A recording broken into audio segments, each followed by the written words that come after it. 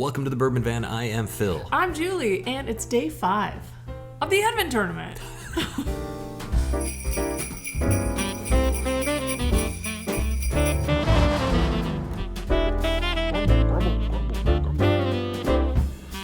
This episode of the 2024 Bourbon Van Advent Whiskey Tournament is brought to you by Still Austin Tanager Cigar Blend Bourbon Whiskey. Aged at least 5 years, hand-selected by master blender Nancy Fraley and head distiller John Schrappel, and bottled at 106 proof, the result is a remarkably unique bourbon which combines heritage with the spirit of creativity. We need to get our hands on some of this. Yeah, this sounds amazing. Special shout out to our sponsor, Still Austin. I can't believe you watched 3 years of this silly tournament and decided, that's the channel I want to sponsor. Yeah, let's make it happen, of course. Maybe they thought that they could redeem us in some capacity. They can. I agree completely. You can be redeemed by whiskey. Let's just say that that's the truth. That's probably the truest statement on WhiskeyTube today. Hearty thank you to Still Austin, and a hearty thank you to all of you who have followed along to day 5. I hope that your brackets are fully intact, and I'll say that again at the end of the video. It's kind of the thing that I like to say. Just because well wishes, you know? Mm-hmm. It's that time of year. Yeah. So, a brand new matchup. No idea what's in these glasses. No idea who gave them to us. All we know is that it's whiskey, and we like that. And let's just get into it. This is 5-1 right here. 5-2 in the 5-sip Friday glass. Onto the nose. Light, fruity, vanilla, oaky. Smells like bourbon to me. Yeah, a little touch farmy, but it doesn't smell super crafty. It smells like a hint of barnyard there, but not in a bad way. We have been getting some musty whiskeys during this tournament so far. Yeah, this is sweet enough that makes me think that it's more of a standard style bourbon, not super crafty in any capacity, but just enough barnyard interest there to entice me. Love it. Wow. Well, that's interesting. So, I had a lot of things rolling around in my head, and now I don't have anything to say, but... I was wondering, it sounded like you were about to say something and then just kind of bailed on that. Well, it was almost like strawberries and cream, and then I got just a little hint of acetate on the end. Okay. So it was kind of a weird, I was like, ooh, I just want to dive right in, and then I wonder if I'll like this. So it was kind of mixed emotions on that nose. This one, I think, gives me more of that straight-ahead bourbon or rye. One of those, but it's a very standard smell. It smells like it's something that you would find on a shelf in just about any place in the country. We'll see if that's true. We will. I mean, at some point, it might not be today. It might not be till the very end of this tournament, but we are going to figure it out. Let's start 5-1. Cheers. Let's start the holidays. Again, Wait, 5 days in. Do we that... say that every single time? I don't know. I think we just say cheers. Yeah, because I don't ever say it right, and then it feels like it throws off the whole thing. Well, you said it right, but we're 5 days into the tournament, so here's a second cheers for you today, everybody. There's a little funk to that. I said farmland funk, which I kind of like. Yeah, it seems like it would pair nicely with a Belgian beer, a Saison, perhaps. I love Saisons. I know you do. I would like to pair it with a Saison. I know you would. Caramel is very nice here. Mm-hmm. That's the prevailing flavor for me. Maybe a little bit of black licorice, vanilla, and the oak is nice. And for me, it has a tart note to it. Mm-hmm. So I always say things have a staccato note, and I can feel that on the roof of my mouth. So I feel like it's a little tart. Taste of smidge aged to me. I'm gonna say a smidge because every time I'm like, it's totally aged, and then it ends up being 7 years, which I guess counts. That's totally aged for 7 years. Yeah. So I don't think it's a 15 year or something like that. Right. But I do think it could be I don't know, 7 to 8. I'm not gonna play the game of naming an age because let's just say I like it. True, and if it doesn't get eliminated, I'm gonna totally forget about this in a few days. Yeah, I would say this to me is just well seasoned by the barrel. The flavor is great. It doesn't taste young by any means. It is starting to build with a little bit of that proofiness. Little hug going on here. I like that. I think it's very good, and I'm ready to cleanse the palate, move on to sample 5-2. One last note on that whiskey is that it doesn't coat like crazy, but it's thick enough to be satisfying. Yeah. Is that a thing that people say about their whiskey? Yeah. You ever say that about your whiskey? Probably not. Pretty sure you're allowed to say whatever you want about your whiskey. Good point. All right. You'll notice I didn't cheers him on that one. Ooh. Good cherry note here. Subtle. This one also doesn't have a super long finish, at least on the first sip. Drinks a little thin, but I really like the flavors. This tastes like bourbon to me. This tastes like a nice oak presence, like a gentle oak presence. Good cherry. This could be a rye, but I think you're right that it's a bourbon. The cherry fruit is there. There's a spicy note here.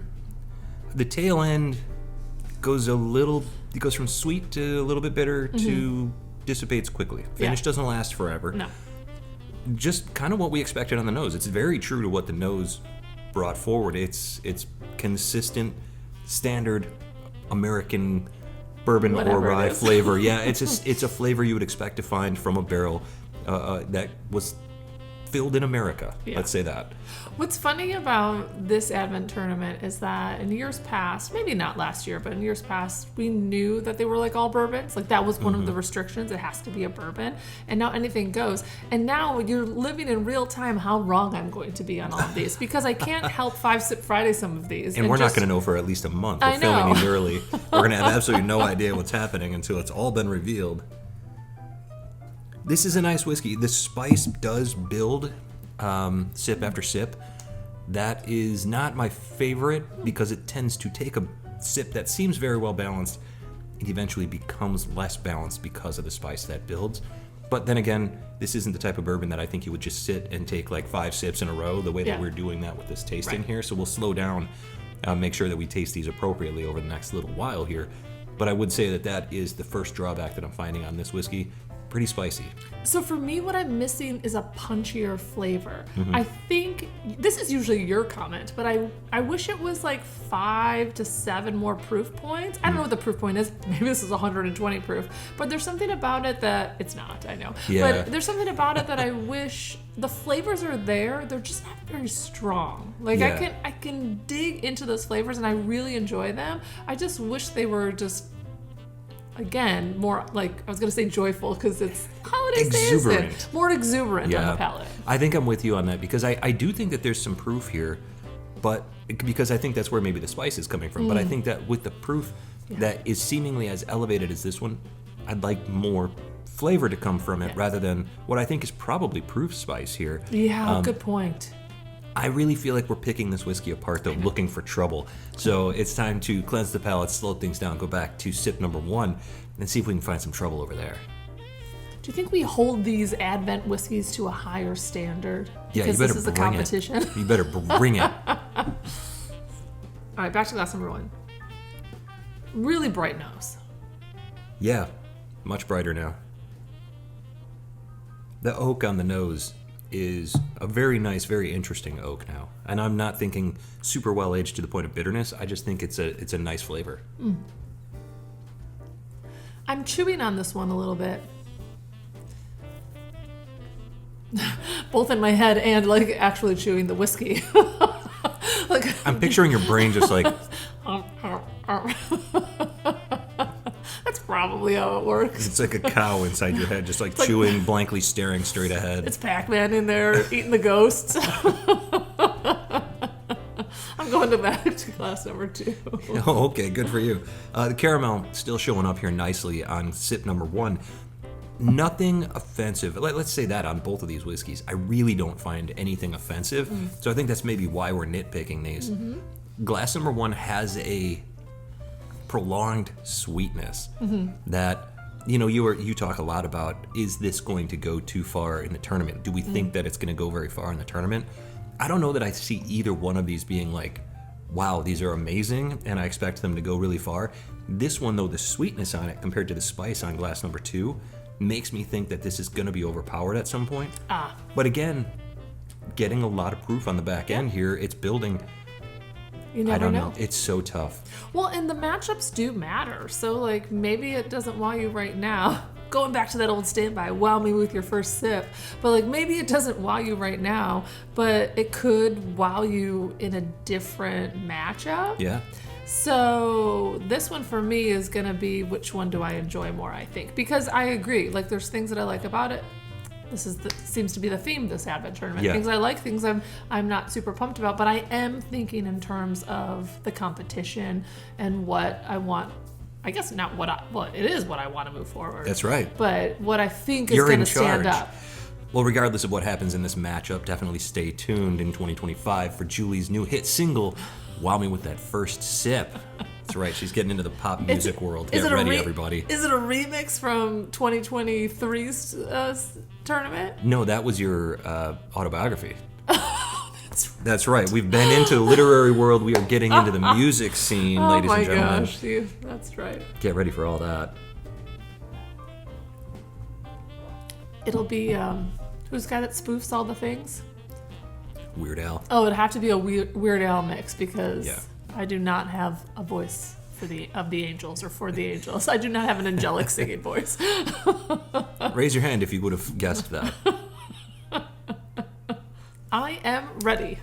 You're already there. We've just been doing a little A/B testing. We didn't even have to say that we were doing it. I am also ready. This is going to be super interesting. On the count of 3, do you want to count it off? Sure. 1, 2, 3.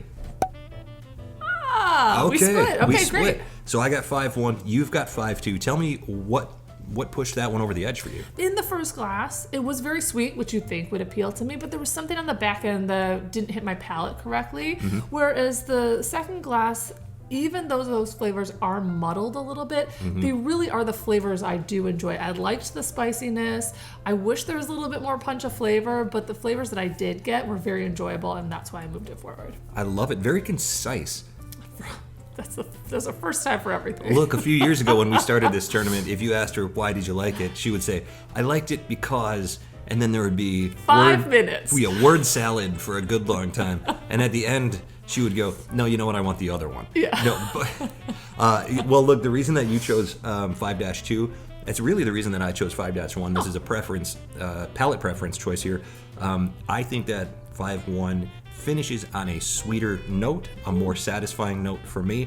5-2, the spice kind of takes me out of the sip, and I like a balanced whiskey, but this one I think the spice just kept building to take it to a place I didn't want to go.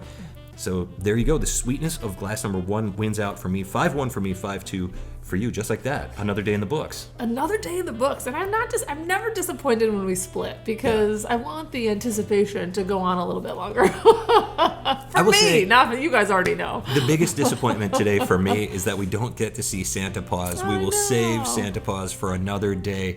Well, join us next time when we get into 2 more whiskeys from who knows who, and thanks to everybody for following along, and we hope that your bracket is 100% intact for each of us there. I told you were going to hear that again, from wherever we are. To wherever you are. Cheers. Cheers. We need to get to work on that album of yours. Want more Bourbon Van?